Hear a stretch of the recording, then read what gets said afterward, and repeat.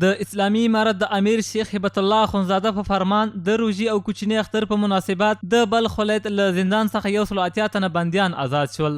د بلخ ولایت د زندان رئیس وایي چې د 14 ښځو په ګډون یې 180 کسان د مشرتابه د فرمان سره سم د دې ولایت له بندخونې آزاد کړل.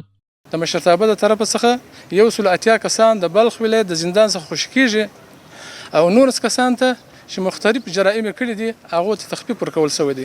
تخفیف په دې معنی چې دا تخفیف بعض د 6 میاشتې، بعض یو کال، بعض 15 میاشتې، بعض 8 میاشتې، مختلف کټګوري دي. له بل لوري د بلخ ولایت د استئناف محکمې د جزا دیوان رئیس له دغو زندانیانو وغوښتل چې بیا په جرمونو لاس پورې نه کړي. په دې مراسمو کې یو شمېر نور مسؤلینو وویل چې هر څوک د نظام یا شریعت مقابل کې درېږي د خپل جرم سزا به ویني.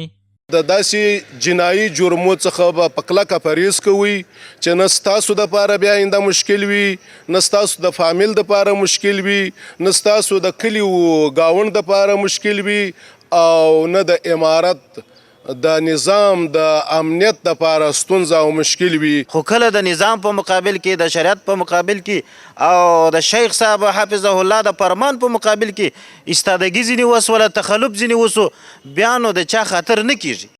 له بندخونې آزاد شوي بندیان بیا وایي چې په کړي جرم پښیمانه دي او بیا به داسې کار نه کوي چې د ټولنې او هیواد د ازار سبب وګرځي. دوی د اسلامي امارت د امیر د هغه فرمان هرکلی وکړ چې له امله یې دوی له بندخونې آزاد شول.